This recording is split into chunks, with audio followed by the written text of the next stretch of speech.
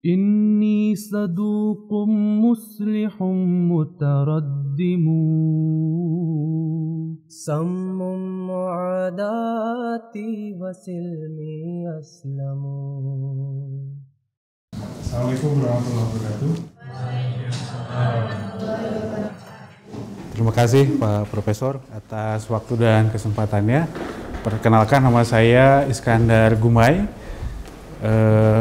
Mubalik Ahmadiyah di Kota Bandung, dan ini rekan saya Bapak Adi Suhadi, beliau Mubalik Ahmadiyah untuk Kabupaten Sumedang, termasuk Jatinangor ya. Ini merupakan sebuah kehormatan Pak Profesor untuk kami semua diundang untuk menyampaikan penjelasan mengenal Jamaah Muslim Ahmadiyah. Tadi Pak Profesor sudah menyampaikan beberapa hal sebagai pendahuluan. Oleh karena itu mungkin kita akan coba kaji lebih dalam dalam acara ini, dan nanti dalam tanya jawab kita akan bahas kembali. Oke, first. Baik, tentang Ahmadiyah ini memang cukup beragam sekali persepsi di masyarakat. Ada sebagian yang mengatakan bahwa Ahmadiyah Muslim, ya, ada yang mengatakan sebagian tidak, ada yang mengatakan macam-macam. Jadi memang persepsi masyarakat di lapangan ini, di masyarakat itu sangat beragam. Ini adalah sebuah hasil penelitian dari Setara Institut, di mana mungkin sebetulnya kelihatannya sudah cukup lama ya penelitian ini. Memang diperlukan satu penelitian baru. Mudah-mudahan di antara rekan-rekan semua nih yang bisa melakukan penelitian tentang Ahmadiyah dan lain-lain tentunya ya, kelompok lain. Nah, ada sebuah pertanyaan, apakah Ahmadiyah saudara seiman? Sekitar 13,7 mengatakan iya, 52,6 tidak, dan 33,8 tidak tahu menjawabnya. Nah, setelah dicek bahwa responden ini kebanyakannya mengetahui informasi Ahmadiyah dari sumber bacaan 2,2. Nampaknya kurang baca ya. Ada kurang semangat baca, ini cuma 2,2. Kemudian dari media massa 16,8. Mungkin ini karena mungkin ketika medsos belum terlalu booming ya. Masih masih biasa lah, konvensional mungkin. Forum pengajian 22%, ceramah di masjid 25,4, dan 33,7 tidak tahu. Ya, atau tidak menjawab. Saya tidak akan melakukan penelitian kepada rekan-rekan sekalian. Persepsinya silahkan masing-masing. Tapi saya berharap bahwa setelah ini ada sebuah pencerahan lah tentang Ahmadiyah, bahwa Ahmadiyah itu Muslim. Makanya tadi ada sebuah kalimat Jamaah Muslim Ahmadiyah. Nanti kita akan coba sampaikan. Next. Nah, beberapa kalangan ketika mendengar kata Ahmadiyah itu yang selalu ada dalam benak pikirannya dikatakan bahwa syahadatnya berbeda. Ya. Sebagian ada yang mengatakan nabinya berbeda, kitab sucinya berbeda, atau sholatnya, zakatnya, puasanya, hajinya. Menimbulkan pertanyaan, meskipun sebagian besar mengatakan sama. Tadi saya sebelum kuliah ini ngobrol dengan Pak Profesor, beliau rupanya 6 tahun meneliti Ahmadiyah, sampai beliau sudah ke tempat-tempat yang saya belum pernah. Ya, sampai ke Garut, ke Tasik, kemana-mana, Masya Allah. Dan ketika saya tanya bagaimana itunya, kesimpulannya, ya sebagai seorang ilmuwan, beliau berani mengatakan bahwa Ahmadiyah Islam. Ya memang ini yang PR kita bersama ya, bagaimana untuk memahami hal-hal ini secara mendalam berdasarkan sebuah hasil kajian, tidak katanya. Dan mudah-mudahan di kesempatan ini kita bisa bertemu langsung, bisa ngobrol langsung. Oh rupina kieu degana Ahmadiyah teh gini ya kalau bahasa Sundanya. Oh rupanya begini orang Ahmadiyah. Insya Allah mau ngegel insya Allah. Ya, peaceful insya Allah ya. Oke, next. Nah, bicara tentang kemusliman orang-orang Ahmadiyah tentu berbasis kepada rukun iman dan rukun Islam. Mungkin sedikit informasi untuk rekan-rekan sekalian. Kebetulan ibu saya bukanlah seorang Ahmadiyah, otomatis bukan keturunan Ahmadiyah. Beliau, ibu saya itu berasal dari Muhammadiyah sebelumnya. dan dibesarkan dengan tradisi dan kultur Muhammadiyah. Dan di tahun 85 kalau saya tidak keliru, setelah memperdalam Ahmadiyah, akhirnya beliau masuk Ahmadiyah. Dan saya pribadi oleh ibu dipersilahkan untuk memilih mau ikut kakek yang Muhammadiyah atau ikut ibu yang Ahmadiyah. Nah, di masa itulah saya pelajari sehingga di usia kurang lebih 15 tahun saya memutuskan masuk Ahmadiyah. Karena saya tanya kepada ibu saya, "Ibu, apa bedanya ketika dulu di Muhammadiyah dan sekarang di Ahmadiyah?" Ibu saya menjawab, "Persamaannya banyak," katanya. Tentu perbedaannya pasti ada. Ya, NU, Muhammadiyah, persamaannya banyak. Perbedaannya pasti ada. Muhammadiyah dengan Persis, persamaannya sangat banyak. Perbedaannya pasti akan ada. Inilah yang ibu saya sampaikan, bahwa dalam konteks rukun iman, dalam konteks rukun Islam, sama saja. Ya. Rukun iman, beriman kepada Allah Subhanahu wa Ta'ala, ini beberapa sabda-sabda dari pendiri Ahmadiyah yang saya coba sarikan tentang bagaimana pendirian beliau terhadap keimanan kepada Allah, kepada para malaikat, kepada kitab Allah, kepada Rasul Allah, kiamat, qada dan qadar, ada hari-hari akhir dan takdir. Jadi saya tegaskan dalam kesempatan ini bahwa rukun iman yang kami yakini dan kami amalkan adalah rukun iman yang sama dengan kaum muslimin pada umumnya. Oke, next. Nah, yang kadang memang beredar di masyarakat bahwa katanya Ahmadiyah memiliki kitab suci sendiri yang disebut dengan tazkirah. Ya. Di sini saya tekankan bahwa tazkirah bukan kitab suci orang Ahmadiyah. Kitab suci orang Ahmadiyah adalah Al-Quranul Karim. Ya. Tazkirah adalah sebuah buku catatan tentang pengalaman spiritual pendiri Ahmadiyah. Kadang beliau misalnya bermimpi berjumpa dengan Nabi Muhammad SAW, beliau tulis.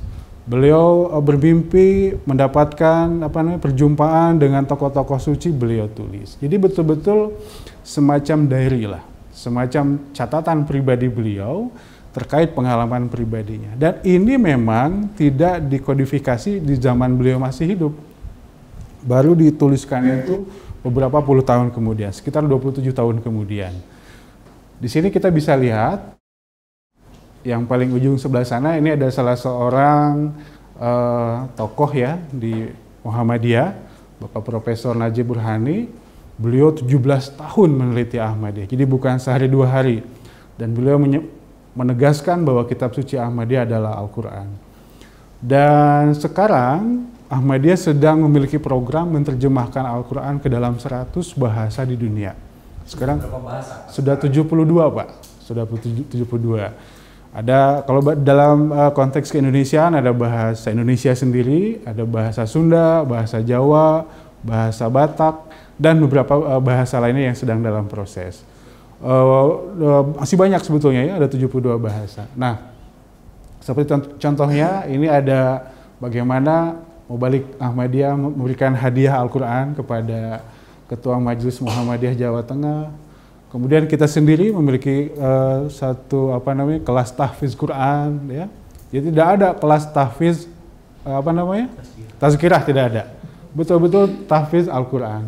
Kemudian dalam praktek kesehariannya pun betul-betul menjadi sebuah kultur memperdalam Al-Quran, memahami Al-Quran, baik dengan ta'limul Quran maupun tentang kajian tafsir Quran dan lain-lain.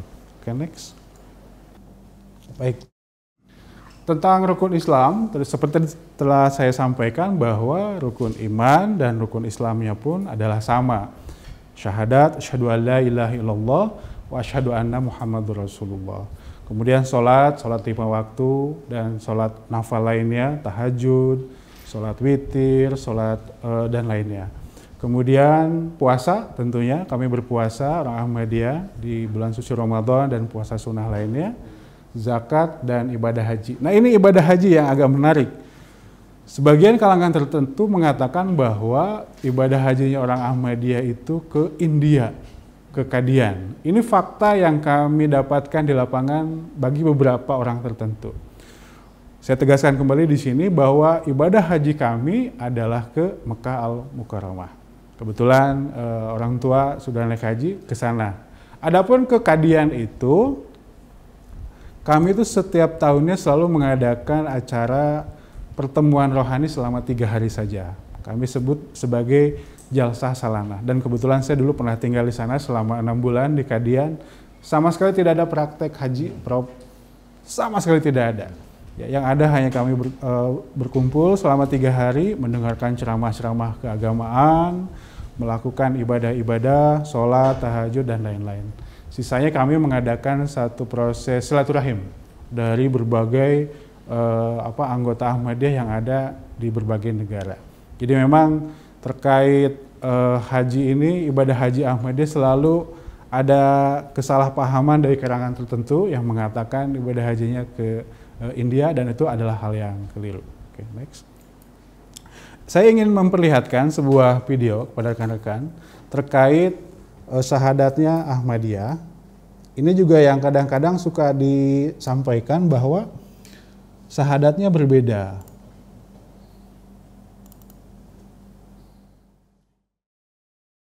Asyhadu an la ilaha illallah wahdahu la syarika lahu wa asyhadu anna Muhammadan abduhu wa rasuluh.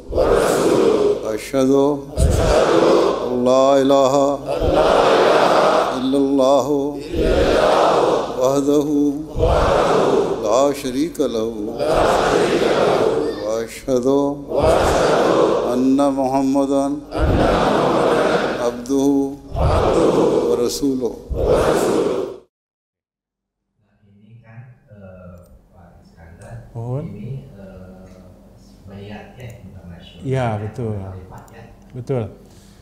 Tadi adalah prosesi beat internasional yang ada di London dipraktekkan. Jadi biasanya setiap tahunnya itu newcomer, orang yang masuk Ahmadiyah di kisaran 500 juta setiap tahunnya, 500.000 sedunia, tapi ya sedunia, didominasi oleh negara-negara di Afrika, di Eropa dan Amerika. Adapun di wilayah negara-negara Arab cukup tidak terlalu banyak lah. Di Indonesia kurang lebih setiap tahunnya newcomernya sekitar 2.000 orang kalau di Indonesia.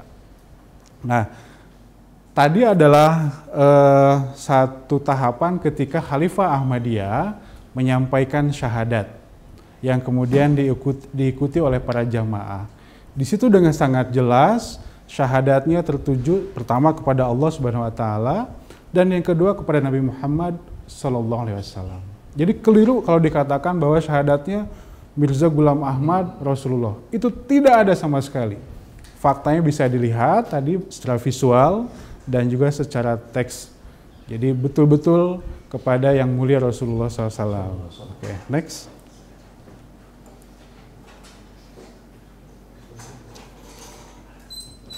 Oke.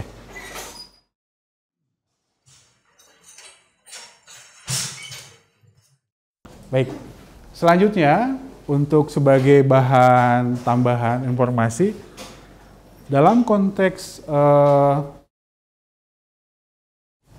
rukun Islam, bagaimana ini ada satu contoh ketika warga Ahmadi berangkat ibadah haji ke Mekah, lalu diadakanlah semacam pengajian gitu ya untuk mengantarkan. Ya, sudah pasti bersama pemerintah, melalui pemerintah ibadah hajinya ke Mekah, dan ini adalah sholatnya orang Ahmadiyah. Ini sebetulnya harusnya fotonya yang di dalam, cuman karena penuh gitu ya dalam, saya ambil bagian luarnya. Dan bagaimana kegiatan ketika sedang puasa ya, sedang Ramadan.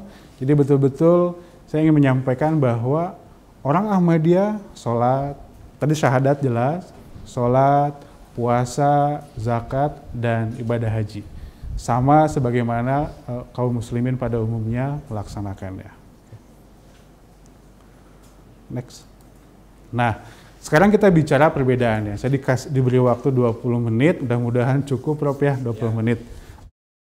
Perbedaan utama Ahmad, tadi di awal sudah saya katakan bahwa persamaannya sangat banyak antara Ahmadiyah dengan bukan Ahmadiyah.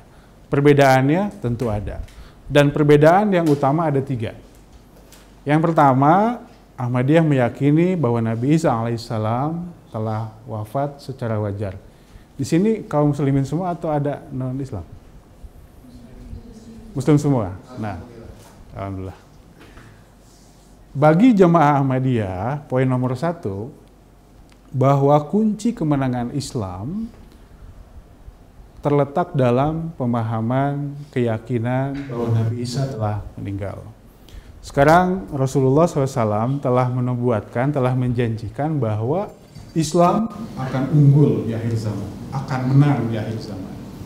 Sebagaimana di zaman Rasulullah SAW, Islam menang, unggul, lalu beliau menjanjikan bahwa nanti di akhir zaman Islam pun akan unggul. Maka berbagai kelompok Islam berjuang, berupaya bagaimana Islam bisa unggul. Ada yang melewati kajian-kajian agar pemikiran-pemikiran Islamnya berkembang. Ada yang melalui ekonomi, ada yang melalui gerakan politik. Nah, bagi Ahmadiyah itu semua adalah hal yang sangat baik. Namun ada satu titik yang mana poin utamanya adalah tentang Nabi Isa. Karena umat Islam secara umum masih meyakini bahwa Nabi Isa masih hidup di langit. Hal ini secara langsung maupun tidak langsung sama halnya dengan mendukung ajaran Nasrani. Selama pemahaman ini sama, maka sampai kapanpun keyakinan ini akan menggerogoti pemahaman umat Islam. Itulah mengapa dalam Ahmadiyah kami meyakini bahwa Nabi Isa alaihissalam telah wafat untuk kemudian membuktikan bahwa ajaran Trinitas, bahwa ajaran penebusan dosa, ajaran bahwa Nabi Isa adalah Tuhan menjadi rusak. Karena salah satu tugas dari Nabi Isa adalah yaksurus solib, menghancurkan salib. Wa yaqtulul khinzir, dan membunuh babi. Inilah makna daripada menghancurkan, bukan berarti ada salib dipotongkan gitunya sanes gitu, dasar atau salib itu di mana-mana ya. Iraha salsena gitu ta. Jadi itu adalah sebuah bahasa kiasan dalam perspektif kami bahwa akidah salib itu dipatahkan melalui penjelasan bahwa Nabi Isa sudah wafat. Kalau kita bisa membuktikan berdasarkan Al-Quran, hadis, dan Bible bahwa Nabi Isa sudah wafat, maka pondasi keyakinan kalangan Nasrani akan rusak.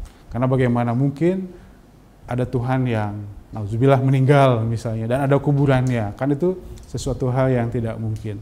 Karena Allah Ta'ala Al-Hayyu Al-Qayyum, Maha hidup sampai kapanpun. Yang kedua, perbedaannya adalah bahwa Ahmadiyah meyakini bahwa Nabi Isa alaihissalam dan Imam Mahdi telah turun di muka bumi. Rasulullah SAW menjanjikan bahwa nanti di akhir zaman umat Islam akan terpelihara. Rasul menyampaikan dalam sebuah hadisnya, tidak akan hancur umatku ketika aku ada di awal, anna fi awwaliha, wal masih fi akhiriha, dan al-masih di akhirnya, wal mahdi fi wasotiha, dan ada al-mahdi di pertengahannya. Jadi ini adalah sosok yang dinantikan sebagai pemimpin umat Islam yang akan menyatukan umat Islam dari perpecahannya menjadi satu tubuh ya dalam sosok Imam Mahdi. Nah, Ahmadiyah inilah perbedaannya dengan kelompok yang lain. Kelompok yang lain masih menunggu sampai hari ini. Ahmadiyah sudah meyakini sudah datang dalam sosok pendiri Ahmadiyah, Hazrat Mirza Ghulam Ahmad. Dan yang terakhir, Ahmadiyah meyakini bahwa khilafah ala minhajin nubuwah sudah berdiri. Yang mulia Rasulullah SAW menyampaikan bahwa salah satu cara agar Islam bisa unggul adalah berdirinya khilafah. Ya memang banyak kelompok-kelompok yang lain pun sudah menyuarakan masalah khilafah ini. Namun hingga hari ini tidak berhasil karena pendekatannya adalah politik. Dalam Ahmadiyah kami meyakini bahwa khilafah yang dijanjikan adalah khilafah ala minhajin nubuwah. Khilafah yang berbasis kepada jalan kenabian. artinya sebuah jalan rohani. Itulah alhamdulillah dengan pendiri Ahmadiyah yang telah wafat, sekarang dilanjutkan oleh khalifah-khalifah Ahmadiyah. Nanti kita akan kita akan lihat. Oke, next. Nah, ini beberapa mungkin saya akan perlihatkan secara sekilas beberapa argumentasi yang menyampaikan bahwa Nabi Isa sudah meninggal. Dalam surah Al-Imran ya ayat 56 di sini ditegaskan bahwa aku akan mewafatkan engkau, inni mutawaffika ya. Ini Al-Imran di mana? Next. Kemudian dalam Al-Imran 145, auzubillahi minasyaitonirrajim, wa ma Muhammadun illa rasul qad khalat min qablihir rusul. Bahwa dan tiada lain Nabi Muhammad adalah seorang rasul dan telah berlalu rasul-rasul sebelumnya. Jadi khalat di sini artinya adalah meninggal. Next. Dalam surah Al-Maidah juga di sini 18 disampaikan oleh Allah Ta'ala, falamma tawaffaitani kunta anta raqiban alaihim. Ketika aku mewafatkan engkau Nabi Isa, maka engkaulah yang akan menjadi pengawas atas mereka. Jadi ini sebetulnya ada kurang lebih 30 dalil tentang kewafatan Nabi Isa, namun saya perlihatkan 3 saja. Next. Kemudian ini beberapa hadis yang menegaskan tentang telah wafatnya Nabi Isa. Di sini dijelaskan bahwa usianya 120 tahun. Anna Isa bin Maryam sya'isrina wa mi'ata sanatin. Bahwa sesungguhnya Nabi Isa itu berusia 120 tahun. Next. Dan ini ada hadis lain yang mengatakan Rasul bersabda, sekiranya Musa dan Isa masih hidup, lamma wasi'ahuma illa tibai. Maka keduanya pasti akan mengikuti aku. Tapi kan karena sudah meninggal, tidak mengikuti karena sudah parantos pupus lah bahasa Sundanya. Oke, next. Ini saya ingin memperlihatkan, punten kalau saya agak cepat nggak apa-apa ya, karena kita kan waktu ya. Ini sebuah gambar yang mudah-mudahan bisa mewakili tentang Ahmadiyah saat ini. Sekarang Ahmadiyah sudah ada di 224 negara di dunia dengan pengikut kurang lebih 200 juta. Memang tadi saya sampaikan di awal, tidak terkonsentrasi di satu negara gitu. Memang terpecah di beberapa tempat. Memang mayoritasnya adalah di Afrika. Ini adalah foto sebelah sana ujung adalah foto-foto Masjid Ahmadiyah di berbagai negara. Ya, karena di mana Ahmadiyah berdiri, maka di sana Ahmadiyah akan membangun masjid sebagai pusat dakwah. Nah, ini saya perkenalkan, yang paling atas adalah pendiri Ahmadiyah, Hazrat Mirza Ghulam Ahmad. Dan yang di bawahnya, yang 5 orang ini adalah para khalifahnya. Tadi saya sudah sampaikan. Khalifah yang pertama, dan yang kedua, dan sekarang yang sampai keempat sudah wafat, dan yang sekarang ada yang kelima yang paling ujung sebelah sini. Kalau lihat di sini, tadi yang saya sampaikan, ini adalah foto-foto Al-Quran, terjemahan 100 bahasa programnya, sudah 72 bahasa. Kemudian kita mengembangkan dakwah dengan cara yang damai, baik itu melalui teknologi. Kita memiliki stasiun televisi dengan 12 satelit, Muslim Televisi Ahmadiyah Internasional, bersiaran selama 24 jam, non-stop, dan tanpa iklan. Itu bagaimana bisa berjalan begitu, itu berasal dari sumbangan para Ahmadi seluruh dunia. Dan relawan-relawan yang mendedikasikan waktunya, ilmunya, tenaganya, untuk bagaimana dakwah Islam ini bisa tersebar ke seluruh dunia. Karena memang sekarang zamannya teknologi ya. Kemudian juga mengembangkan komunikasi, silaturahim dengan berbagai lintas agama, kualitas agama, dan tokoh-tokoh pemerintahan di berbagai belahan dunia. Jadi memang kita memegang prinsip peaceful dan love for all, hatred for none.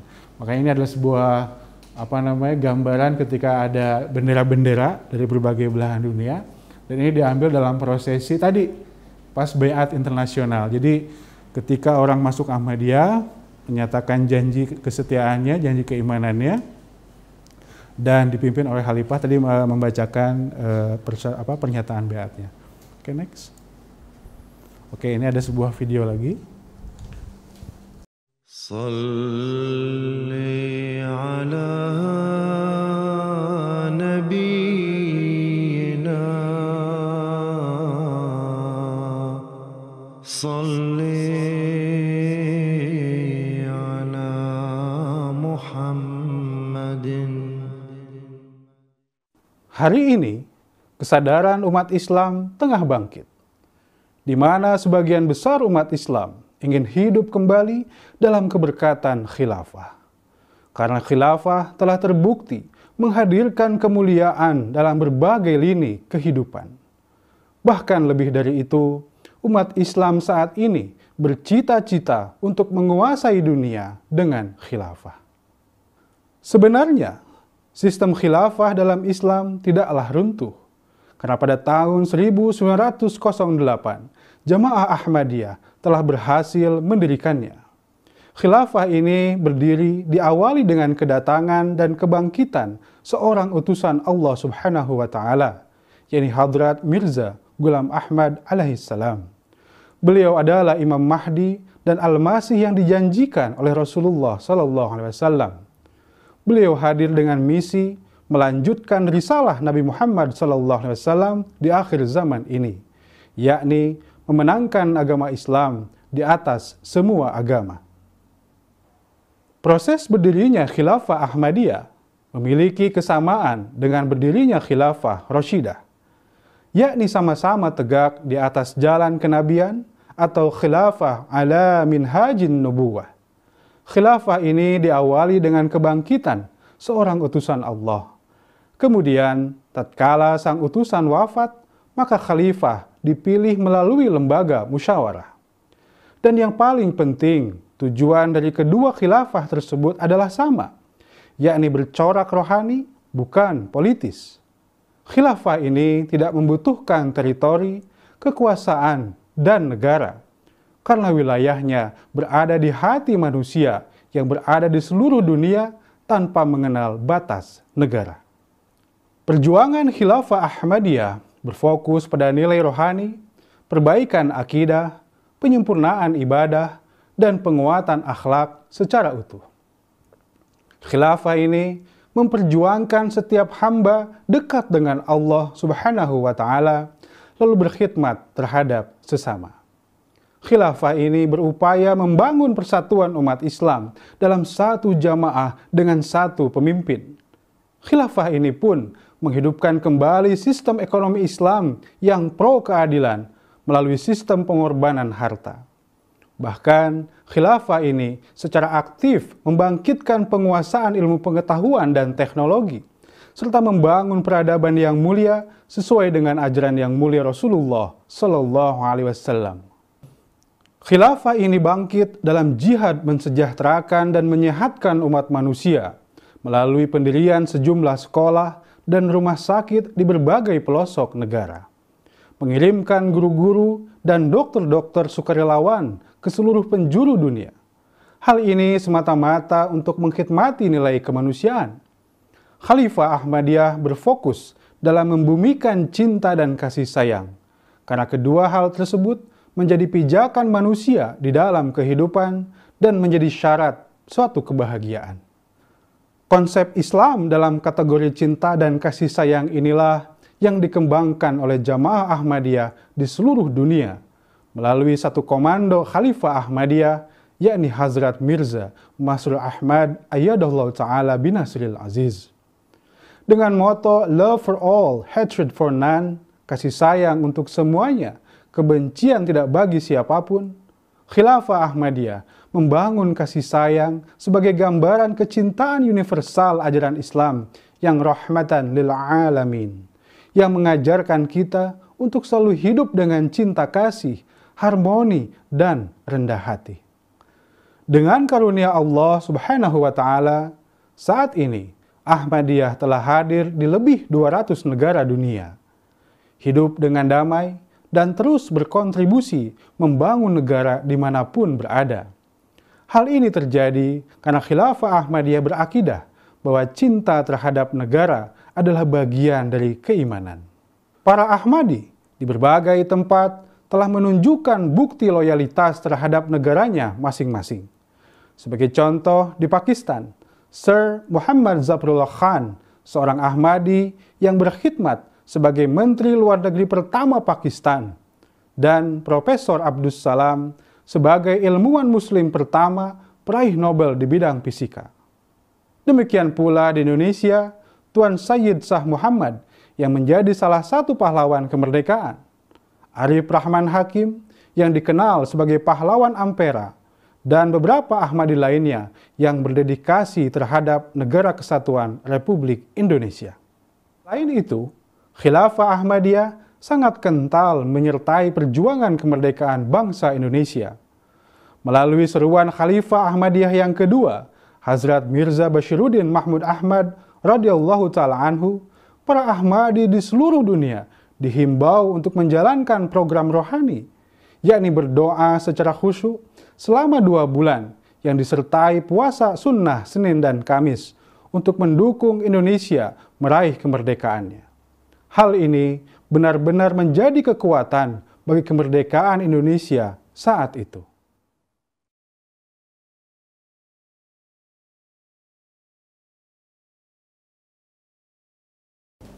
Oh iya, rupanya sudah habis, Prof. Alhamdulillah.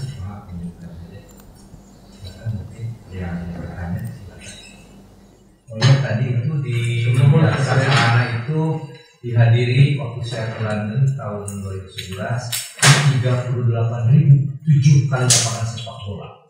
Terakhir itu katanya di London kemarin itu sampai 46-47.000 ya. Banyak. Terima kasih. Silakan kalau Anda bertanya. Oke, sebelumnya terima kasih banyak atas kesempatannya. Izin memperkenalkan diri, nama saya Muhammad Pira Jikri. Nah, sebenarnya ada 2 pertanyaan Pak dari tadi pembahasannya gitu.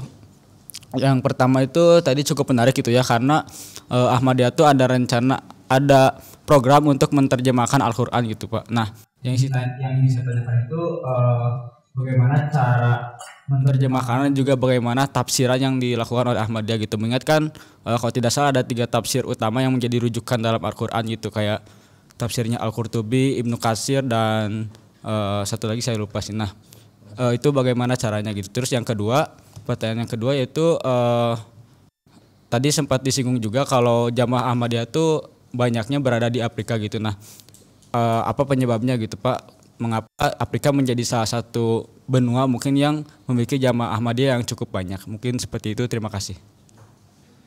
Baik, hatur nuhun atas kesempatannya. Sebelumnya izin memperkenalkan diri, nama saya Ali Sopian dari Prodi Ilmu Sejarah juga. Saya ingin bertanya, punten sebelumnya ada 2 pertanyaan juga. Mungkin untuk pertanyaan yang pertama, berkaitan juga dengan terjemahan dengan Al-Quran, namun bukan tentang terjemahan, melainkan yang ingin saya tanyakan adalah mengapa dalam kitab suci Al-Quran yang sering dipakai oleh orang-orang jemaat Ahmadiyah ayat Bismillahirrahmanirrahim itu dijadikan ayat pertama gitu, sedangkan kan kalau yang umum itu biasanya Bismillah itu tidak menjadi ayat yang pertama gitu, kecuali di surat Al-Fatihah. Itu yang pertama. Lalu untuk pertanyaan yang kedua, saya penasaran mengenai pandangan jemaat Ahmadiyah terhadap pemikiran sekulerisme gitu. Bagaimana jemaat Ahmadiyah memiliki sikap terhadap pandangan-pandangan atau pemikiran-pemikiran sekuler. Mungkin itu pertanyaan dari saya. Terima kasih. Baik, terima kasih sebelumnya. Saya Akmal Fauzan dari Ilmu Sejarah juga. Saya mempunyai 2 pertanyaan juga. Yang pertama itu terkait dengan mazhabnya Jemaat Ahmadiyah. Seperti yang kita tahu di Indonesia sendiri, masyarakat umat Islam pada umumnya tuh memegang mazhabnya Imam Asy-Syafi'i, meskipun pada beberapa kasus seperti di Muhammadiyah dan Persis juga tidak tidak memegang satu mazhab saja. Nah, bagaimana dengan di Jemaat Ahmadiyah? Itu yang pertama. Nah, yang kedua, saya ingin bertanya terkait Al-Masih dan juga Imam Mahdi. Tadi telah dijelaskan bahwa Al-Masih dan Imam Mahdi itu telah ada pada pendirinya Jemaat Ahmadiyah. Nah, pertanyaan saya, bagaimana pandangan Jemaat Ahmadiyah terkait peristiwa Dajjal di akhir zaman? Mungkin itu. Terima kasih. Lajeng Pak, cekap. Mangga, turun. Abdi hilap, saya lupa yang pertama tadi Kang siapa? Kang Zikri, mohon. Kalau yang kedua mah Kang Ali ya? Kang Ali ya, yang ketiga Kang Ahmad Fauzan. Oh, Akmal, punten lepat. Mohon. Akmal. Ya, nanti akan dibantu oleh Pak Adi yang ini yang kedua ya, saya yang ini. Saya coba yang ini dulu ya. Mangga. Kang Zikri, terkait bagaimana metode terjemah dan tafsir Ahmadiyah. Ya, karena yang betul tadi saya sampaikan di awal bahwa bagi Ahmadiyah, bagaimana Al-Quran sudah sampaikan bahwa jihad yang besar, wajahidhum bihi jihadan kabiro, dalam Al-Quran sebutkan, dan berjihadlah kalian dengan jihad yang besar. Di dalam tafsirnya jihad yang besar itu dengan Al-Quran. Adapun jihad yang akbar, yang paling besar adalah melawan hawa nafsu. Adapun jihad yang kecil, perang, ya kan? Itu ada satu pengelompokan yang dilakukan oleh Rasulullah SAW. Nah, dikarenakan ini merupakan jihad yang besar, maka memang dari zaman pendiri Ahmadiyah, karena Islam adalah rahmatan lil alamin, maka harus bagaimana caranya bisa tersebar dengan sangat luas. Alhamdulillah sekarang sudah 72 bahasa dan insya Allah dalam tahun ini akan selesai lagi bahasa ya lanjutannya. Terkait penerjemahannya, Jamaah Ahmadiyah melakukan penerjemahan kata demi kata, itu kami memiliki tekniknya, kemudian secara kontekstual, secara lafzi dan maknawi. Jadi ada caranya ada dua. Jadi kami memiliki seperti yang lafzi itu secara lafaz perkata Bismillah, Bismi, dengan nama ya Allah ya Allah Ar-Rahman, Maha Pemurah, Ar-Rahim, Maha Penyayang. Itu ada yang seperti itu. Nah, yang secara maknawi, nah itu yang dilakukan dalam tadi yang ada Qur'annya yang tebal. Itu kurang lebih 1000, aduh saya lupa ya totalnya itu, tapi sekitar 1600 apa 1700 halaman itu yang, tapi itu masih kami sebut sebagai tafsir sogir, tafsir kecil. Tafsir kabirnya itu memang lebih banyak, itu sampai ratusan ribu halaman. Puluhan ribu halaman. Nah, terkait metode mentafsirkan, nah ini yang Ahmadiyah memiliki sebuah metode. Pertama adalah Al-Quran yufassiru ba'duhu ba'dha. Bahwa Al-Quran ditafsirkan dengan cara saling menafsirkan satu ayat dengan ayat yang lainnya. Jadi cara yang pertama menafsirkan Al-Quran satu ayat dengan ayat yang lain. Jadi memang itu adalah tahapan utamanya. Nah, yang kedua, bagaimana Al-Quran ditafsirkan dengan sunnah Rasulullah SAW. Cara yang ketiga, Al-Quran ditafsirkan dengan hadis Rasulullah SAW. Kemudian baru nanti dengan asar para sahabat, dari Hadrat Abu Bakar Siddiq, dari Hadrat Umar bin Khattab, sampai kepada para generasi selanjutnya. Dari juga tadi sudah disampaikan dari para ahli-ahli tafsir yang lainnya, Ibnu Katsir dan lain-lain, itu masuk di dalam Ahmadiyah. Makanya mungkin nanti mah harus dihadiahkan Pak ya. Itu nanti akan bisa dibuka bahwa tafsir itu menggabungkan itu semua. Kemudian juga yang ada satu hal yang menarik adalah Al-Quran ditafsirkan dengan bahasa Arab. Karena Al-Quran bahasa Arab, maka secara mendalam diterjemahkan ditafsirkan melalui kaidah bahasa Arab secara bahasa maupun secara kontekstualnya. Kemudian Al-Quran ditafsirkan dengan bagaimana kondisi alam, ya, tentang perkembangan. Karena kami meyakini bahwa Al-Quran ini bersifat dinamis, ya, tidak statis, dan akan menjadi satu jawaban atas permasalahan-permasalahan yang kita hadapi. Makanya hal itu pun menjadi salah satu bagian dalam menafsirkan Al-Quran. Jadi ada 7 metodenya ya. Nah, ini yang pertanyaan kedua yang menarik ya. Itu Pak Mat, itu dihubungkan satu ayat dengan lain, misalnya apa? Misalnya Kalau dalam konteks misalnya tadi kewafatan Nabi Isa, misalnya dalam Al-Quran dikatakan, Auzubillahi minasyaitonirrajim, kullu nafsin dha'iqatul maut, misalnya. Setiap yang bernyawa pasti akan mengalami kematian. Makanya ketika menafsirkan ayat yang tadi, wama Muhammadun illa rasul qad khalat min qablihi rasul, bahwa Muhammad tiada lain adalah seorang rasul, sungguh telah berlalu, sungguh telah wafat rasul-rasul sebelumnya. Nah, jadi satu ayat dengan ayat yang lain saling mendukung dan saling menafsirkan. Nah, saya ingin masuk pertanyaan yang kedua, ini menarik sekali pertanyaannya. Mengapa Ahmadiyah banyak di Afrika?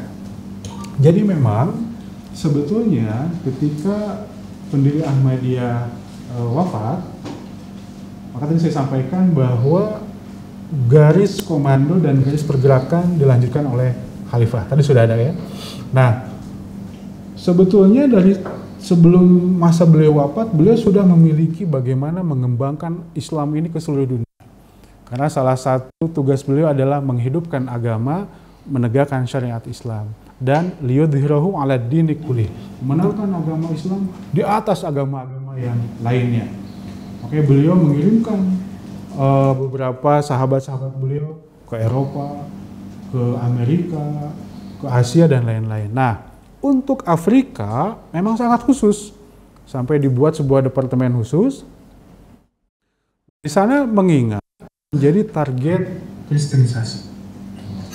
Di sana itu menjadi satu pusat kristenisasi yang luar biasa dan sudah menjadi satu rahasia umum pada waktu itu bahwa benua hitam ini akan menjadi pemeluk terbesar daripada kalangan Nasrani. Itulah mengapa memang perhatian khalifah pada waktu itu betul-betul ke arah Afrika. Bagaimana secara pendekatan teologis, bagaimana mubalik-mubalik Ahmadiyah harus menguasai Bible, ilmu kristologi, dan ilmu perbandingan agama, dan itu diterjunkan ke berbagai pelosok. Setelah itu barulah kemudian juga pendekatan secara sosial. Jadi memang sekarang sekolah dari SD sampai perguruan tinggi milik Ahmadiyah di Afrika itu yang paling banyak, ya, dari SD, SMP, SMA, bahkan menurut catatan salah satu presiden dari Ghana contohnya itu lulusan dari sekolah Ahmadiyah. Terus rumah sakit, karena di sana itu kan kita ya pahami bersama banyak ketimpangan dalam pendidikan dan kesehatan, maka ini menjadi satu target utama bagaimana Ahmadiyah juga bergerak dalam sosial, membangun sekolah, membangun rumah sakit, dan mengirimkan dokter-dokter, dan itu sukarelawan. Jadi mereka itu kontrak kerja, para dokter ini dan para guru-guru ini mengkhidmatkan dirinya, sebagian besar berasal dari Pakistan waktu itu. Kontrak untuk berkhidmat di Afrika itu sampai 5 tahun, 10 tahun. Nah, saya berkesempatan berjumpa seorang dokter yang berkhidmat di Afrika 30 tahun. Jadi dia tinggalkan pekerjaannya di Pakistan sebagai dokter di rumah sakit pemerintahan dengan gaji besar, dia tinggalkan untuk berdakwah ke Afrika selama puluhan tahun di sana. Dan ini berlanjut sampai hari ini. Bahkan dikembangkan misalnya mengkhidmati orang Afrika dari sisi pengadaan air, karena di sana sangat sulit air itu. Kemudian khalifah kami yang kelima yang sekarang, beliau adalah, sebetulnya beliau bukan berlatar belakang sebagai mubalik, beliau adalah seorang ahli pertanian. Dan dengan karunia Tuhan di sana beliau di Ghana tepatnya, beliau menjadi sosok pertama yang bisa membudidayakan dan mengembangkan gandum di Afrika, khususnya di Ghana, sampai menjadi satu produk kebanggaan Ghana pada waktu itu, karena selama puluhan tahun tidak pernah bisa gandum ini untuk bisa cocok di tanah Afrika.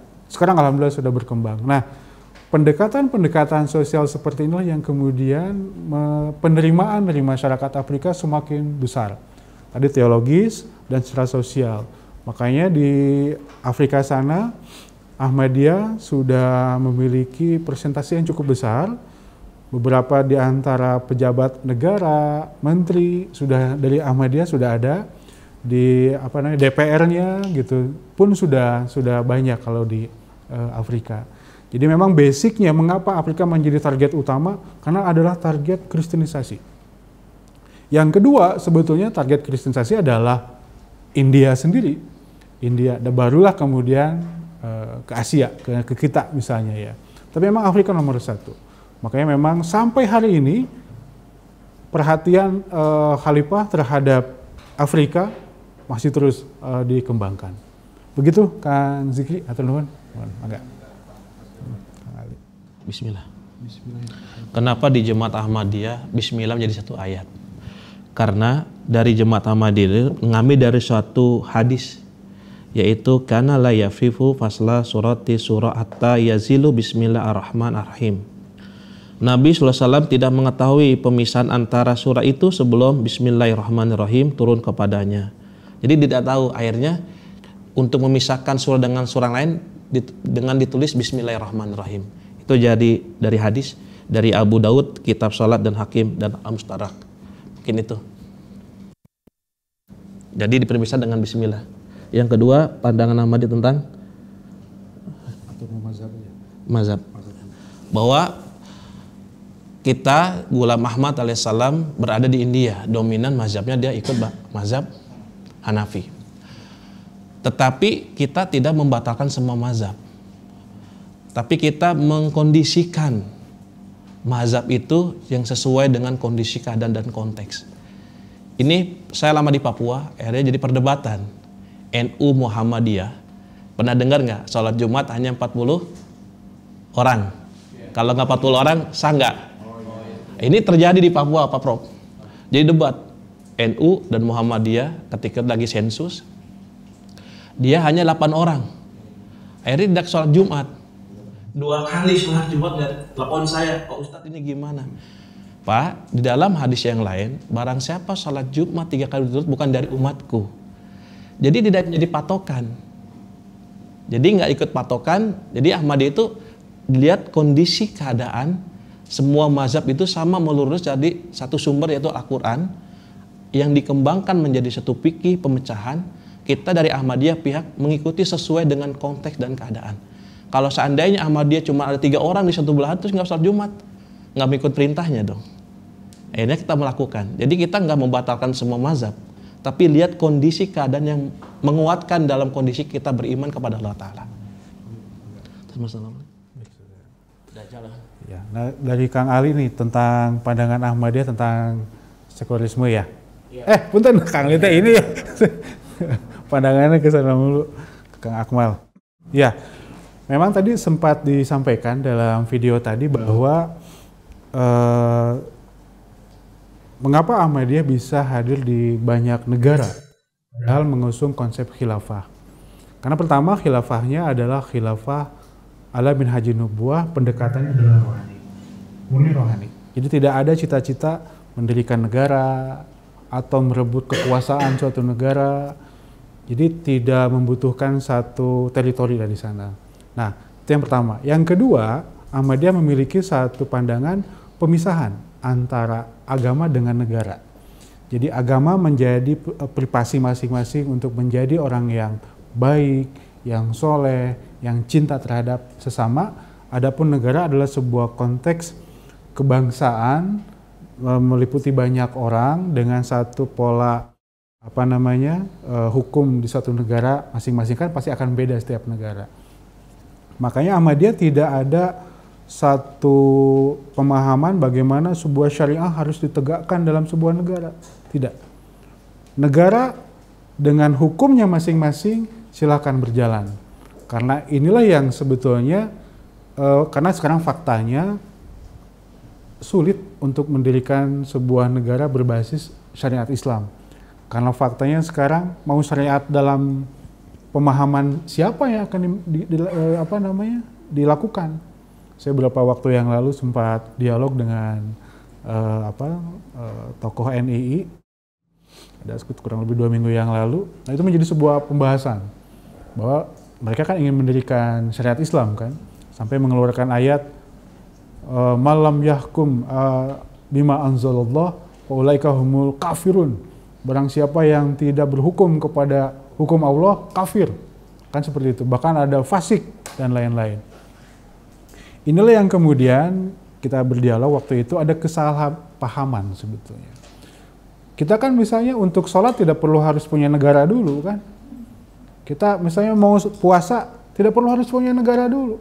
Sekarang pun kita bisa puasa dan sholat meskipun negara kita memisahkan antara agama dengan negara dalam pelaksanaannya. Tetapi nilai-nilai agama kan banyak mengilhami kepada tata laksana bernegara. Misalnya nilai keadilan, nilai kejujuran, nilai amanah. Itu tetap akan dilakukan. Jadi kalau sekarang dalam konteks sekuler, dalam konteks memisahkan antara hal duniawi dan rohani, dalam fokus misalnya dalam pelaksanaan negara contohnya, Ahmadiyah sangat sepakat dengan hal itu. Itulah mengapa kalau kita lihat sekarang beberapa negara yang mencoba untuk memformalisasikan hukum-hukum agama dalam negara terkendala banyak hal, akhirnya perpecahan dalam negara, permusuhan dalam negara, dan negara tidak maju. Jadi kalau kita lihat sekarang negara-negara yang maju, contohnya misalnya di Eropa, di Amerika, dan lain-lain, adalah negara-negara yang betul-betul memisahkan. Jadi agama silakan masing-masing menjadi orang-orang yang baik, yang soleh kalau bahasa kita ya, soleh-soleha, dan cinta terhadap sesama, silakan. Tapi dalam konteks negara, biarlah negara dengan hukumnya yang berlaku maju dengan istimewa. Memang sebetulnya kalau kita lihat, sampai ada Nurholis Majid mengatakan, memang katanya saya ke Amerika, ke Eropa, tidak menemukan orang Islam, tapi saya menemukan ajaran Islam. Dari kebersihannya, kejujurannya, kedisiplinannya terhadap waktu, itu kan ajaran Islam. Tapi justru katanya saya ke Timur Tengah, saya melihat banyak orang Islam, tapi tidak ada ajaran Islam. Karena apa? Ya tadi ada permasalahan internal umat Islam bermusuhan, kemudian kejujuran menjadi masalah, keadilan jadi masalah, khianat dan lain-lain. Jadi memang Ahmadiyah, Khalifah Ahmadiyah kami yang keempat mengatakan sekularisme dalam konteks tadi pemisahan agama dan negara menjadi satu hal yang kami pahami hal itu. Dan kemudian Kang Akmal ya, yang belum ya, tentang konsep Dajjal. Nah ini menarik ya. Dalam sebuah hadis yang mulia Rasulullah SAW bersabda, "Man hafidha asyra ayatin min awali suratil kahfi usima minad dajjal." Itu ada sebuah hadis dari Bukhari. Barang siapa yang menghafal 10 ayat permulaan dari surah Al-Kahfi, maka ia akan terhindar dari pengaruh Dajjal. Dalam hadis yang lain dikatakan juga bahwa barang siapa yang menghafal 10 ayat terakhir dari surah Al-Kahfi, dia pun akan diselamatkan dari Dajjal. Artinya sebetulnya Rasulullah Al-Quran menyampaikan bahwa Rasulullah SAW menyampaikan antara surah Al-Kahfi dengan Dajjal memiliki sebuah ikatan. Di 10 ayat pertama surah Al-Kahfi itu adalah tentang siapa sosoknya. Di 10 ayat terakhir surah Al-Kahfi tentang karakter duniawinya, tentang karakter bagaimana melupakan rohani dan fokus kepada hal-hal keduniawian demi keduniawian. Nah, pertama ingin saya fokus kepada yang 10 ayat yang pertama tentang sosoknya siapa. Dalam ayat yang ketiga, Allah Ta'ala berfirman dalam surah Al-Kahfi, "Wa yunzirul ladzina qalu takhadzallahu walada." Ini Dajjal. Itu siapa? Mereka yang mengatakan bahwa Tuhan punya anak. Inilah sekarang umat Islam, beberapa kalangan yang tidak paham tentang Dajjal dikira adalah sosok raksasa yang besar. Ketika berdiri setinggi awan, dan ketika berdiri mata kakinya semata kaki air laut. Kalau berjalan begitu jauh, kemudian mata kanannya buta, hanya mata kirinya. Ini memang ada dalam hadis. Ya. Tapi dalam konteks Ahmadiyah memahami ini adalah kiasan, makna-makna kiasan.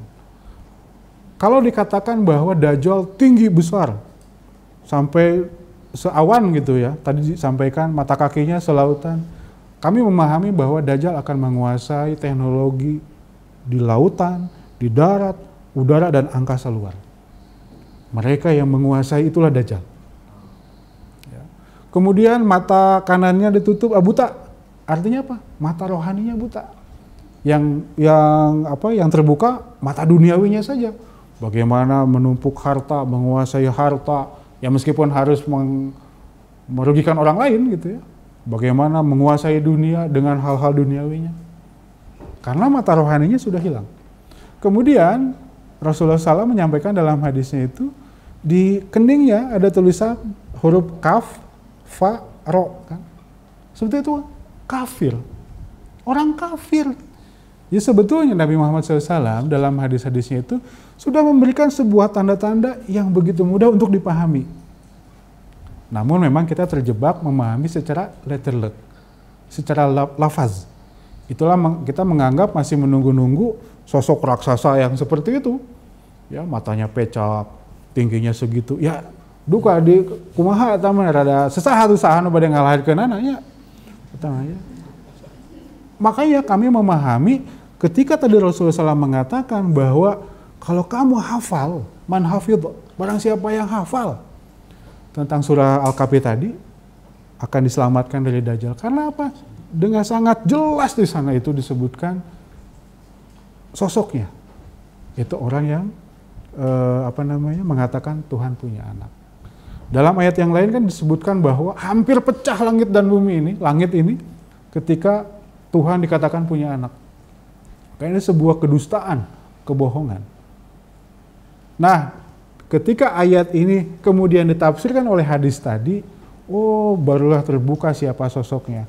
Penguasa lautan, penguasa angkasa, penguasa udara, penguasa manusia. Dengan sangat mudah kita ini bisa memahami dan mengetahui siapa. Secara teologi punya anak. Tuhan punya anak gitu ya. Secara itunya nanti prakteknya, secara misinya menguasai dunia, kemudian menguasai teknologi demi untuk bagaimana semua taat kepadanya. Kan ada dalam hadis lain dikatakan barang siapa yang tunduk kepadanya, maka dia akan selamat. Tapi barang siapa yang melawan kepadanya, maka dia akan mati. Sekarang negara-negara atau siapapun yang ikut kepada negara-negara, mohon maaf ya, Nasrani, ya, Amerika, Inggris, penguasa-penguasa dunia ini, dia akan menjadi negara yang makmur. Tapi negara-negara yang mencoba melawan, mencoba untuk melakukan perlawanan akan mengalami kesulitan. Nah, sebenarnya Dajjal sudah lama ada ya, menguasai dunia sejak Renaissance itu. Bagaimana revolusi industri ya, terjadi revolusi di Eropa yang begitu kuat ketika mereka mencoba bertebaran di muka bumi dengan kolonisasinya, penjajahannya, menguasai Eropa, menguasai Afrika, bahkan sampai ke negara kita dengan penjajahannya. Sebetulnya itulah mereka Dajjal itu. Dan faktanya sampai hari ini semakin kuat. Bahkan Palestina saja sekarang yang kita lihat sekarang tidak berdaya umat Islam. Punten Pak, ini ada ke Palestina sedikit ya, nggak apa-apa ya. Ya, kalaupun nanti ada yang tanya ya kita bahas lagi gitu ya. Bayangkan Kang Akmal ya sekarang. Umat Islam, umat yang besar. Ya. Umat yang luar biasa dalam sejarah perjuangannya. Tetapi melihat sekarang penderitaan umat Islam, contohnya di Palestina, seolah-olah kita tidak bisa apa-apa. Padahal dalam hadis Rasulullah SAW pernah bersabda, tolonglah oleh kalian orang yang terzolimi dan orang yang menzolimi. Para sahabat bertanya, wahai Rasul, kalau menolong orang yang dizolimi, kami paham. Tapi bagaimana kami maksudnya menolong orang yang zolim gitu kan? Rasulullah SAW bersabda, hentikan kezolimannya. Sekarang permasalahannya, ketika Israel lah katakan, melakukan pendudukan Palestina, umat Islam kemana? Andaikan umat Islam bersatu, atau da Israel mati seueur atuh nya lawan mana Arab ya bisa nanya. Coba ayeuna kok jadi Sunda ini. Punten. Kok jadi Sunda ya. Coba sekarang kalau misalnya Arab, Irak, Iran, Kuwait, UAE atau negara-negara Arab bersatu lawan Israel, insya Allah ya. Bisa kita lawan, kita hadapi. Tapi karena kita terpecah belah, pengaruh Dajjal yang luar biasa, makanya sampai hari ini umat Islam terzolimi. Dan pesan untuk menghentikan kezoliman ini tidak bisa dilakukan. Nah, datangnya Imam Mahdi dan Al-Masih inilah tujuannya adalah untuk menyatukan umat Islam. Karena kuncinya adalah bersatu. Hilangkan perpecahan, permusuhan, apalagi bunuh-bunuhan sama umat Islam. Ya meskipun faktanya begitu, ya kan dalam Arab Spring itu kalau kita lihat kan sedih juga kita kan ya sesama umat Islam. Kalau bisa bersatu umat Islam, Israel mah bukan apa-apa. Dajjal pun bisa kita lawan. Itulah mengapa Al-Masih dan Al-Mahdi harus turun untuk menyatukan ini. Dan alhamdulillah sekarang pelan-pelan ya, tadi saya katakan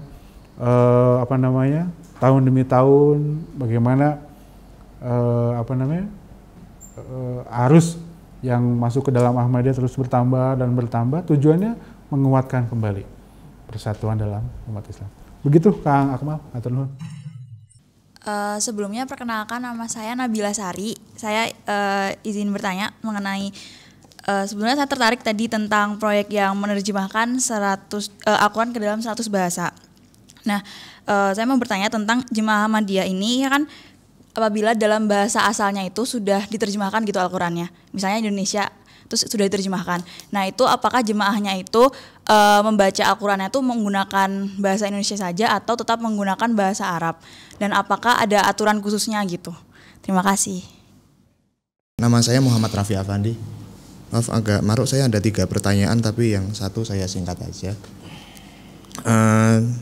Sebetulnya di mata Jamaah Ahmadiyah sendiri mengenai jamaah yang lain misalnya seperti dari kalangan NU atau Muhammadiyah atau khususnya misalnya dari kalangan yang tidak berbaiat terhadap Mirza Ghulam Ahmad ataupun khalifah penerusnya, itu bagaimana tanggapan dari Ahmadiyah itu sendiri? Apakah kalangan seperti mereka itu dianggap sebagai kalangan yang justru merujuk ke takfiri dan lain-lain?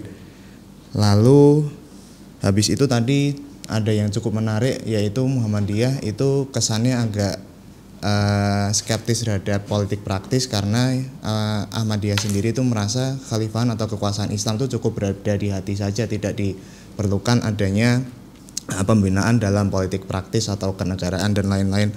Lalu bagaimana tanggapan Ahmadiyah dalam istilah baldatun thayyibatun wa rabbul ghafur misalnya, seperti halnya yang dilakukan oleh khalifah penerusnya Nabi Muhammad yang melakukan urusan-urusan administratif, yang mana urusan administratif itu diterapkan berdasarkan perintah dan juga ajaran Islam dan juga ajaran Nabi Muhammad SAW itu sendiri. Mungkin itu saja.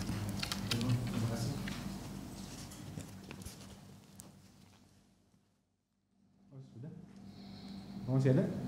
Cukup ya? Cara membaca Quran. Alhamdulillah untuk jemaat Ahmadiyah, untuk membaca Al-Quran adalah bahasa Arab. Untuk menguatkan arti bahasa Arab, kita dianjurkan dalam surat edaran harus membaca artinya dan membaca tafsirnya. Dan kita juga mengambil dari hadis bagaimana Rasulullah, mungkin buat kita semua mahasiswa harus rajin baca Quran gitu kan. Rasulullah bersabda, barang siapa membaca Al-Quran sehari semalam 50 ayat, dia termasuk penghafiz Quran. Ahmadiyah alhamdulillah diwajibkan baca Quran. Apalagi waktu subuh itu diwajibkan baca Quran. Karena akan diangkat mahmudah, diangkat derajatnya sampai tinggi. Kalau mahasiswa, kalau mau cerdas, habis subuh baca Quran. Ahmadiyah alhamdulillah setiap subuh baca Quran akan mendapat diangkat mahmudah, diangkat derajat yang tinggi. Dan barang siapa setiap malam membaca Al-Quran 10 ayat, dia termasuk orang yang kuat. Nah, kita supaya kuat hafalannya, setiap malam baca ayat Al-Quran. Itu Ahmadiyah udah mempraktekkan membumikan Al-Quran di rumah dan membumi Al-Quran di masjid. Alhamdulillah kami bacanya ayat Al-Quran dalam bahasa Arabnya. Dan untuk menguatkan keimanan kita membaca arti dan tafsirnya. Itu. Untuk menguatkan iman iya. kita saja yang tidak dalam tafsir. Supaya menguatkan artinya. Kan kita harus tahu juga, tadi Pak Mubda nyampaikan, alhamdulillah kita jemaat sudah mentafsirkan atau menerjemahkan perkata.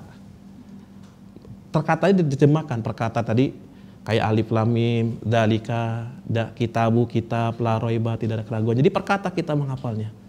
Menghafal sudah ayat Quran dibaca, terjemah perkata pun kita harus mengetahui dan makna itu apa untuk lebih dekat lagi pada Allah Subhanahu wa taala. Jadi kita supaya membumikan, makanya disampaikan kita sebagai mahasiswa, yuk 50 ayat setiap hari supaya orang yang penghabis Quran supaya kuat setiap malam baca Quran di minimal 10 ayat supaya cerdas, supaya kuat. Jadi kita Al-Quran dominan membumi, Ahmad itu membumikan Al-Quran di dalam hatinya. Mungkin itu teh. Kita mengambil dari sebuah hadis pesan Rasulullah SAW kepada umatnya.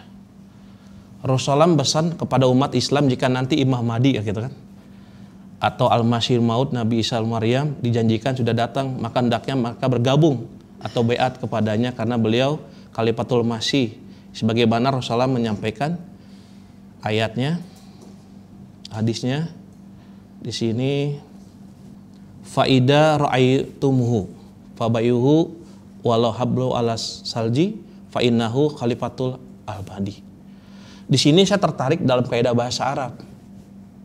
Kenapa berbeat? Di sini pakai ro'a, nggak pakai nazoro. Kalau kaidah bahasa Arabnya, nazoro tadi apa? Melihat. Ro'a juga melihat. Kalau Rasulullah SAW pakai nazoro, bisa menentang umatnya. Saya nggak ngelihat fisiknya kok. Bisa nentang nggak? Nanti kalau kita meninggal, bisa nentang. Oh ya Allah, saya nggak ngelihat kok. Wajar saya nggak nerima. Tapi Rasulullah SAW pakai ro'a. Faida ro'aimutuhu. Apabila kamu melihatnya. Kata melihat itu fisik. Melihat juga pakai ru'ya. Kalau bahasa tadi, bahasa ini mah wangsit. Ru'ya juga bisa membaca. Ru'ya juga bisa mendengar. Jadi ternyata diwajibkan pakai ro'a supaya tidak menolak. Terus bagaimana pandangan Ahmadiyah ketika mereka tidak menerima? Nah, kita tidak bisa menjawab seperti itu. Apakah dia kafir atau sesat? Kita menjawab pakai hadis lagi. Bahkan di sini man mata artinya dan barang siapa mati sedang di pundaknya tidak ada baiat maka mati dalam seperti mati jahiliyah, mati dalam tidak pengetahuan. Nah, bukan kami yang mengatakan, tapi Rasulullah sendiri. Nah, masalah sosoknya, siapa orangnya, ya kita tergantung spesifik pemikiran masing-masing. Tadi Pak Mubda sampaikan, kalau di Ahmadi sudah menerima, yang lain masih menunggu, masih mencari atau masih menunggu. Tapi ini masalah baiat yang tadi, bahwa ada hadisnya Rasulullah pakai ro'a, nggak bisa menolak. Kalau nojoro saya bisa menolak gitu kan, tapi pakai ro'a tidak bisa menolak. Oke, saya tambahkan sedikit kan Muhammad Rafi ya. Jadi faktanya Ahmadiyah tidak pernah mengkafirkan kepada orang-orang yang bukan Ahmadiyah. Istilah yang kami gunakan itu adalah ghair Ahmadi. Ghair artinya bukan. Ahmadi seorang Ahmadi gitu ya gitu. Jadi bukan ghair muslim, bukan muslim, tidak pernah, kami tidak menggunakan itu. Karena apa? Karena kami memiliki sebuah pijakan yang mana Rasulullah SAW menyampaikan dalam sebuah hadis, man da'a rajulan bil kufri aw qala adullahi wa laisa kadzalik illa haru alaih. Barang siapa yang mengatakan bahwa hai engkau adalah musuh Allah atau kafir padahal tidak, maka apa yang disampaikan akan kembali kepadanya. Ini yang kami pegang memang. Sepertinya dari pendiri Ahmadiyah menyampaikan jauh-jauh hari, tidak boleh. Ketika seseorang meyakini rukun iman, rukun Islam, ketika ada syahadat, ada sholat, itu kan, ada puasa, ada zakat, haram untuk disebut sebagai nauzubillah non-muslim atau kafir. Karena apa yang diucapkannya jika tidak, misalnya Kang Muhammad Rafi misalnya saya tiba-tiba, oh kamu nauzubillah, gitu ya. Apa yang saya ucapkan kembali ke saya. Jadi sia-sia amalan saya berbuat baik dan lain-lain karena ucapan saya malah berbalik kepada saya. Makanya ini yang sangat ditekankan oleh pendiri Ahmadiyah hingga hari ini bahwa tidak boleh ya, mengkafirkan orang lain. Dan kami hanya menyebut bukan Ahmadiyah dengan ghair Ahmadi, atau bukan Ahmadi. Meskipun dalam sisi lain, misalnya faktanya bahwa kami orang Ahmadiyah dikafirkan, ya kan terjadi ya, bahkan melalui fatwa. Tadi sempat ngobrol dengan Pak Profesor, kata Profesor, biarin aja katanya, dia mengatakan kafir kepada orang Ahmadiyah, itu kan fatwa pendapat. Pendapat bisa benar, bisa salah, ya kan? Dan fatwa bisa dirubah, gitu kan? Karena hakikat hanya milik Allah. Makanya ketika kami dikafirkan, orang Ahmadiyah kafir dan lain sebagaimana, kita tidak akan menjawabnya. Karena apa? Karena kami tahu hadis tadi. Apa yang diucapkannya akan kembali. Jadi biarkanlah kami dengan sholat kami, dengan ibadah kami tidak akan terganggu dengan katakanlah ucapan-ucapan tersebut ya. Nah yang kedua, ini menarik sekali. Ahmadiyah nampak skeptis dengan politik praktis. Tapi saya harus tegaskan bahwa secara organisasi demikian. Kami Ahmadiyah adalah organisasi rohani, bukan organisasi politik. Makanya kita tidak ikut kontestasi politik, Pak Profesor ya. Kami mah udah tadi jelaskan dalam video, fokus aja ibadah, menjadi hamba Allah dan ya soleh, solehah dan baik terhadap sesama. Adapun secara pribadi diizinkan berpolitik.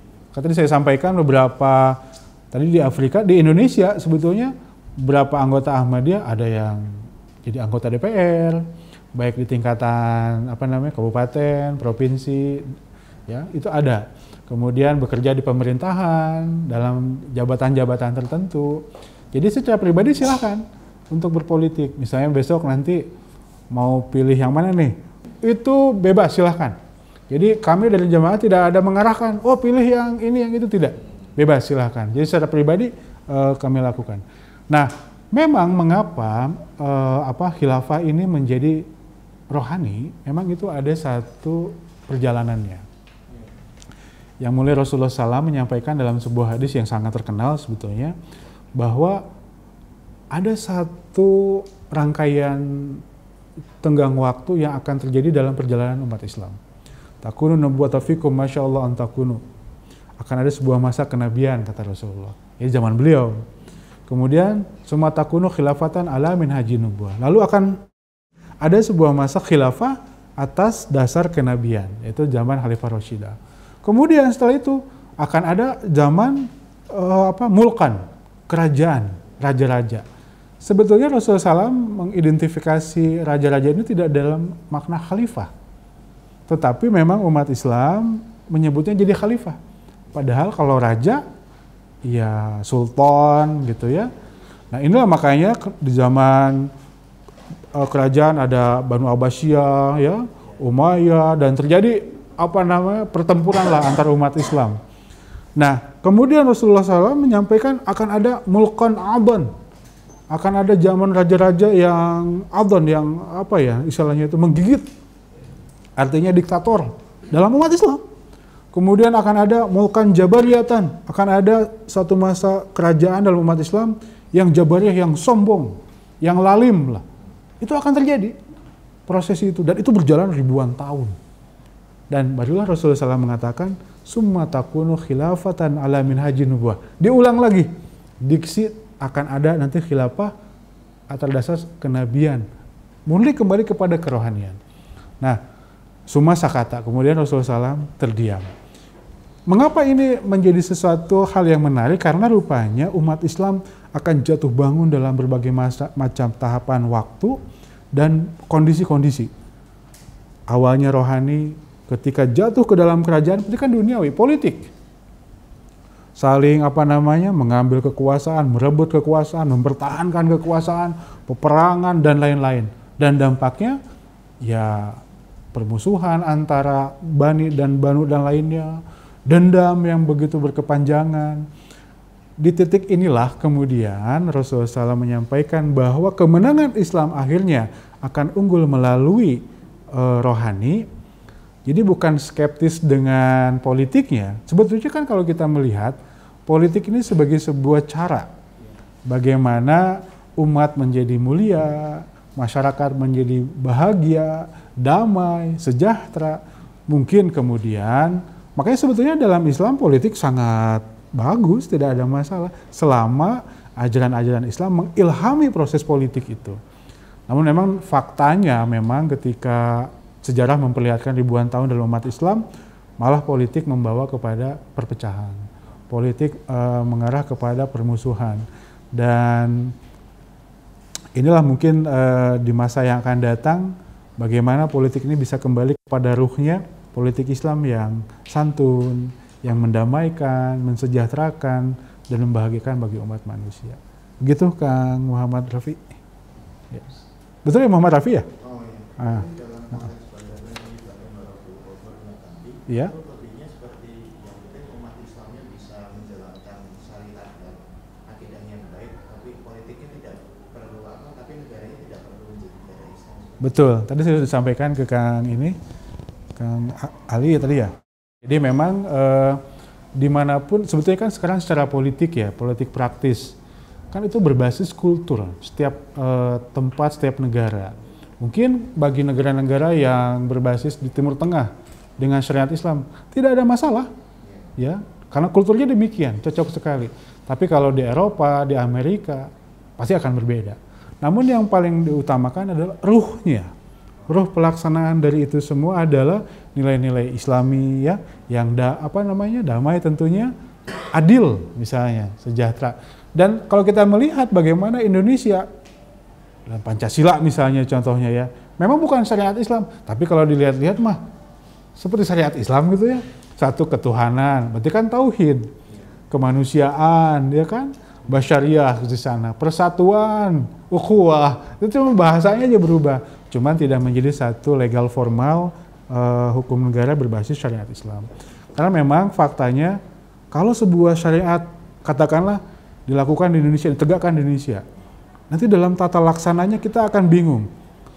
Dalam konteks fikih misalnya, ini misalnya ada orang mencuri penitih, misalnya nih ya, akan dihukum dengan konteks pemikiran fikih mana nih?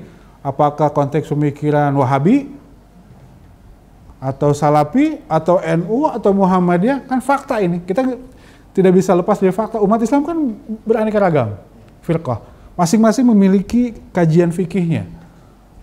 Oh yang ini, mencuri potong tangan, mau tidak mau. Oh itu kan ada kelompok seperti itu. Mau mencuri peniti, mau mencuri pesawat apa, potong tangan sesuai Quran. Tapi ini akan memiliki pandangan yang lain, kelompok lain. Makanya di situ akan timbul pertentangan demi pertentangan. Belum lagi bicara dalam kasus-kasus yang lainnya. Makanya memang ketika kembali kepada kultur dari satu bangsa dan negara itu yang paling tepat apa, maka laksanakanlah.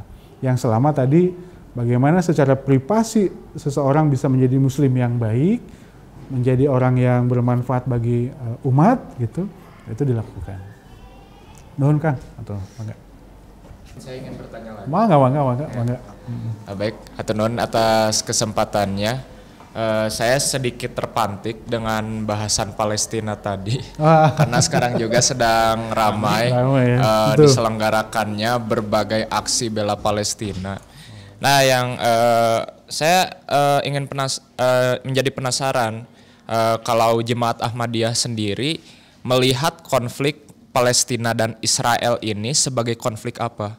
Apakah sebagai konflik agama atau sebagai konflik politik? Lalu juga pertanyaan keduanya, dalam negara Israel itu ada juga penduduk yang beragama Islam. Dan juga terdapat banyak juga orang-orang Israel yang beragama Islam juga yang menjadi korban juga gitu dalam konflik dua negara tersebut. Nah, bagaimana pandangan Jemaat Ahmadiyah terhadap orang-orang Islam yang berada di negara Israel? Mungkin itu pertanyaan saya. Terima kasih.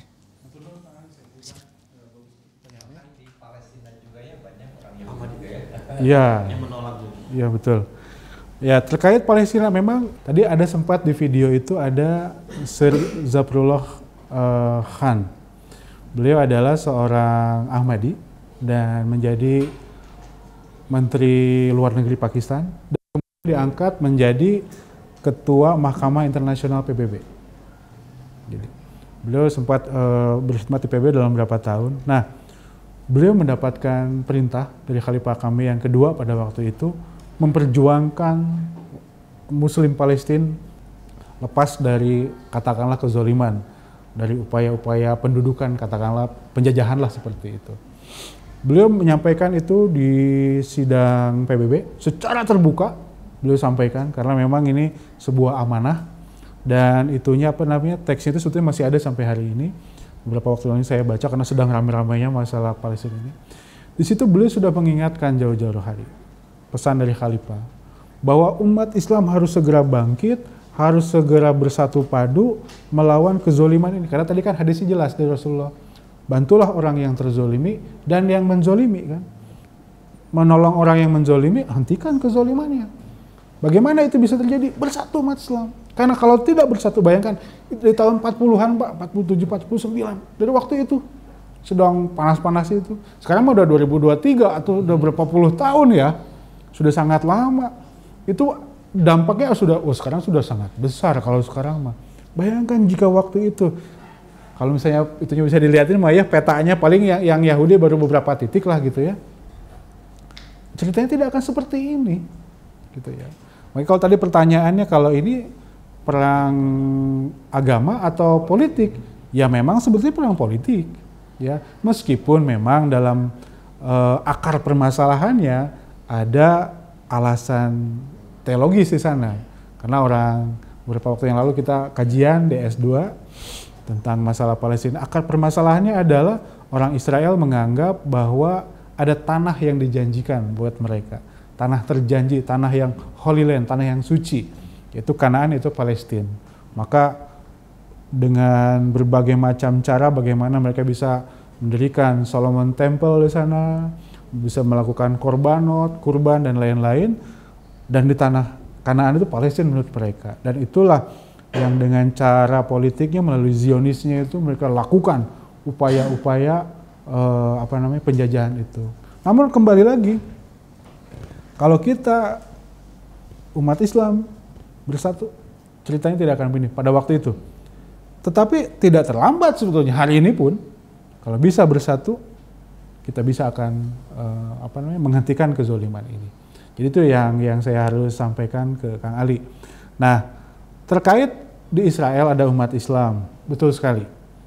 Jadi memang dulu itu kan sebetulnya kan Palestina dulunya ya. Ketika Israel datang menguasai berubah status. Jadi daerah Israel di situ teh. Termasuk Ahmadiyah. Ahmadiyah di sana memiliki pusat yang dulunya Palestina lalu dikuasai oleh Israel di Haifa. Ya. Di sana kita memiliki satu masjid yang sangat besar karena itu memang sudah sangat lama Ahmad di sana, pusat dakwah dan berkembang di sana. Nah, sejauh ini masjidnya masih ada, orang-orangnya masih ada, artinya tidak dibunuhin, masjidnya tidak dibomin sama Israel. Ya bagaimana dan apanya ya itu faktanya demikian. Dan bukan hanya Ahmadiyah, betul kata Kang Ali tadi, banyak umat Islam lainnya di sana. Lalu kalau kemudian terdampak lah ya oleh peperangan ini, ya ini sebuah pil pahit memang sebetulnya. Ya. Karena kalau perangnya agama kan kita tidak boleh membunuh sesama Muslim kan. Ini murni politik akhirnya kan.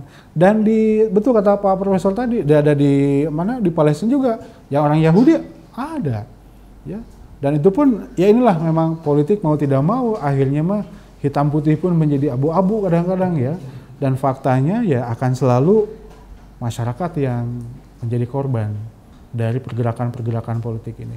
Namun memang saya sepakat tadi dengan Kang Ali bahwa terpantik semangat kita sekarang untuk bersatu. Tidak ada lagi sekarang jawabannya kecuali bersatu. Selalu umat Islam. Pak Adi pengen nambahkan, silakan. Ya tadi masalah politik Palestina itu bukan masalah agama. Kalau masalah agama semua Islam bersatu kan. Arab yang dekat, Lebanon yang dekat bersatu. Tapi yang turun masalah bukan agamanya, tapi masalah perkumpulan peperangannya, Hamas dan yang lain. Dan kita di Indonesia apakah bisa menolong mereka? Tidak bisa. Apalagi mahasiswa kita yang mendapatkan sebuah doa. Kita bisa melepas mereka lewat doa. La ilaha illallah wahdahu la syarikalah lahul mulku wa lahul hamdu wa huwa ala kulli syai'in qadir. Kalau baca 10 kali akan melepaskan 3 saudara kita. Mungkin AAA, TTT bisa ngebantu ke sana? Nggak bisa. Kita juga sebagai Ahmadiyah bersedih juga. Karena yang kita lihat Islamnya, umat Islamnya, saudara seiman. Bahkan huzur kami yang khalifah kelima menyampaikan. Satu, doakan mereka. Doakan para pemimpin mereka bisa menjaga rakyatnya, masyarakatnya. Dan doakan juga mereka akan selamat dari peperangan itu. Sekian mungkin itu Pak Munah. Pak Mubalik, kerangka itu di organisasi Ahmadiyah itu ada biaya organisasi? Oh ada. Oh ya. Mana bisa? Iya, baik. Wah ini menarik. Ya memang kalau bahasa ini mah ladana, ladaya katanya. Tadi Pak Profesor kan bertanya bagaimana fundingnya, sistem keuangan dalam Ahmadiyah. Ya memang tanpa adanya uang ya tidak bisa bergerak ya. Satu pergerakan apalagi ini global, dunia gitu ya. Nah, Ahmadiyah menghidupkan sebuah sunnah Rasulullah SAW, yaitu bersedekah. Ya, zakat sudah pasti, jadi berbasis pengorbanan harta.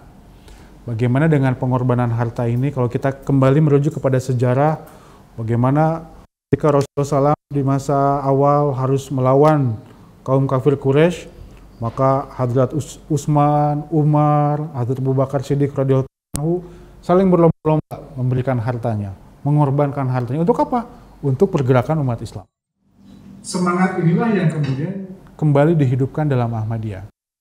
Kalau kami menyebutnya secara umum dalam konteks sedekah, di dalam internal Ahmadiyah disebutnya canda. Dari bahasa Urdu sebetulnya. Kalau artinya secara iuran lah seperti itu ya, secara sederhananya.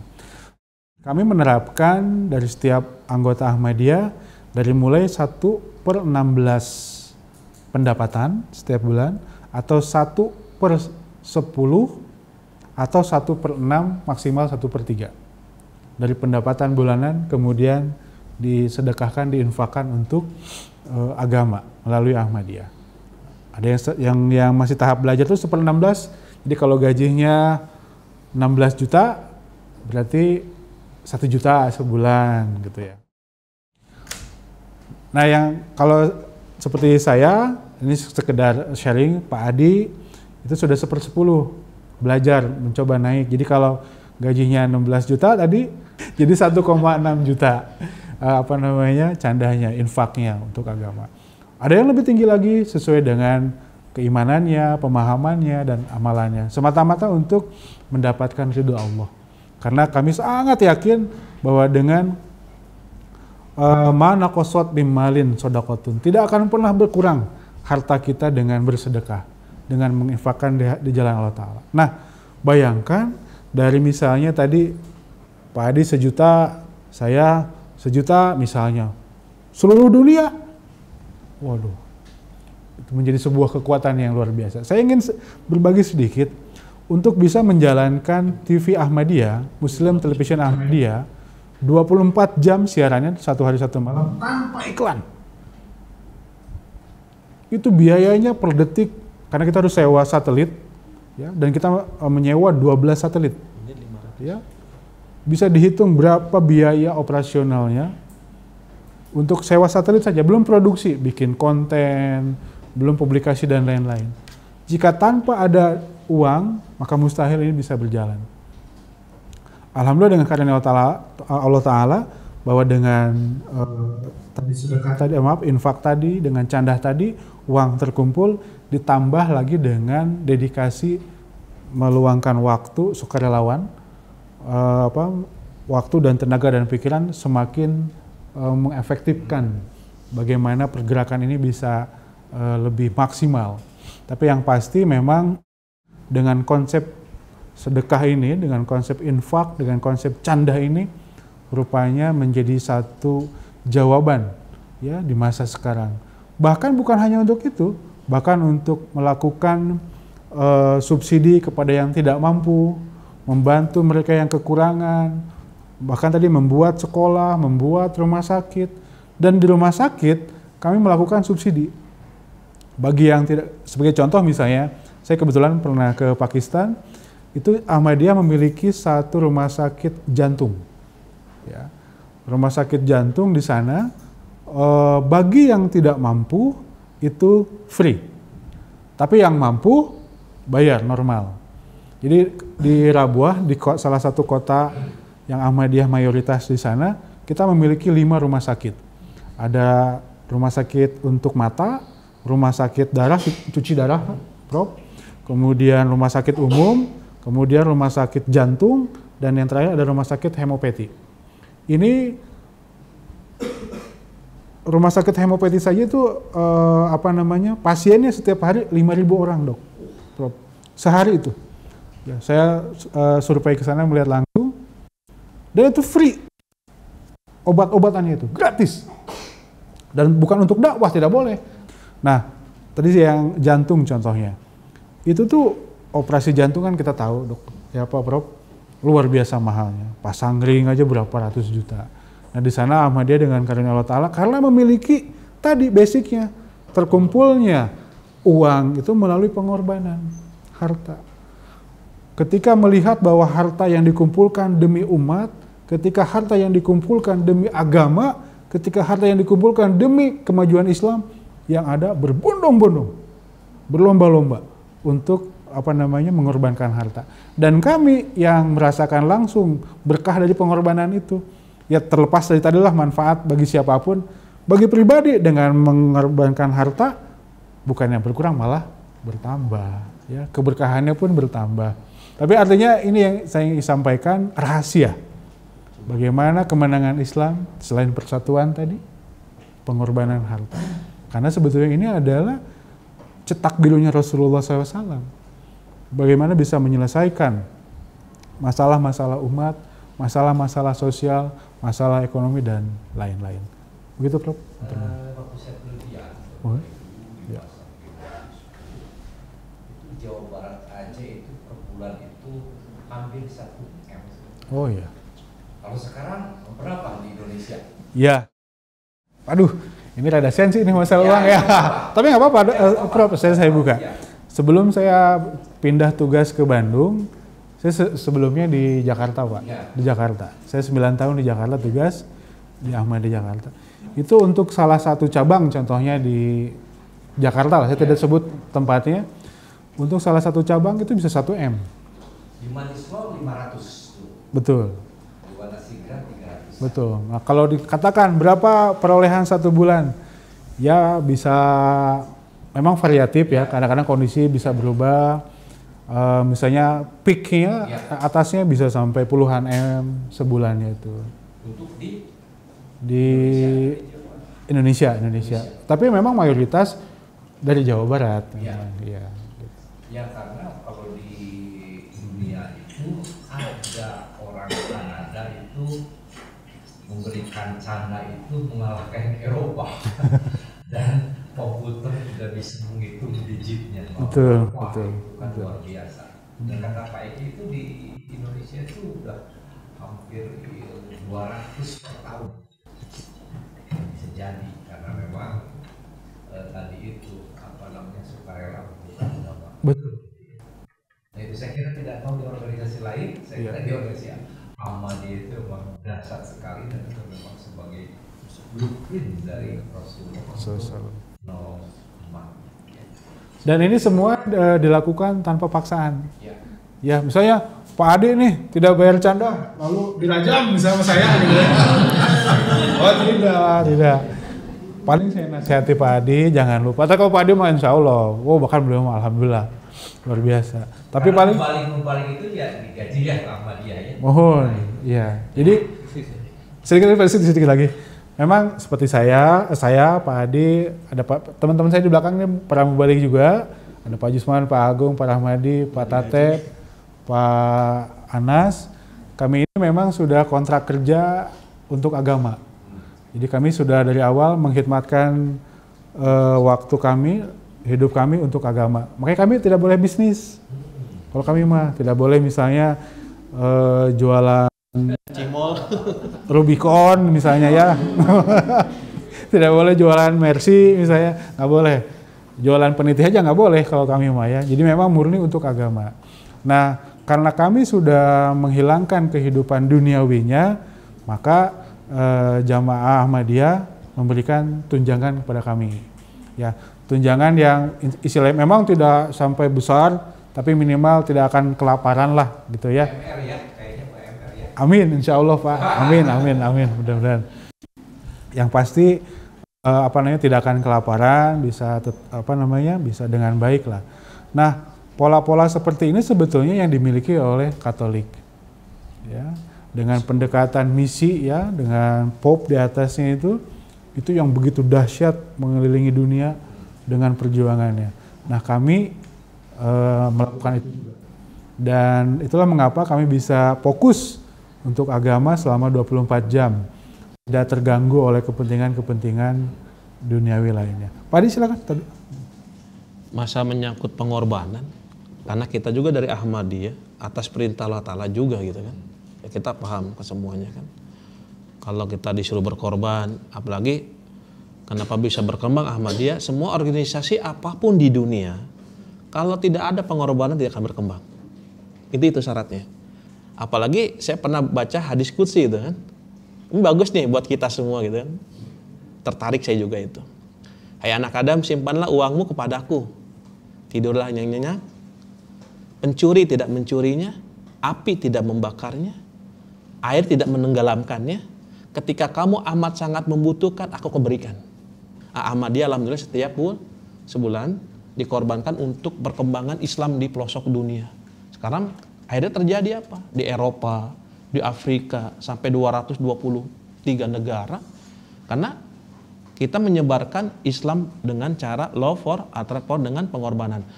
Alhamdulillah Ahmadiyah menjalankan syariat dalam pengorbanan, Aisyah bisa mengembangkan Islam di pelosok dunia.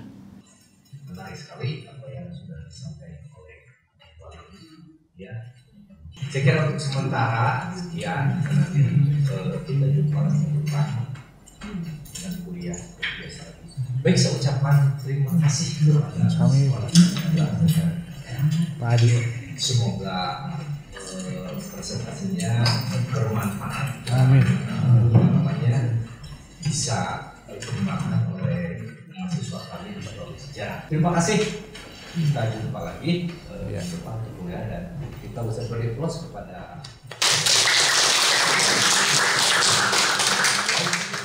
demikian dari Allah. Terima kasih. Assalamualaikum warahmatullahi wabarakatuh. Waalaikumsalam. سم عاداتي وسلمي أسلموا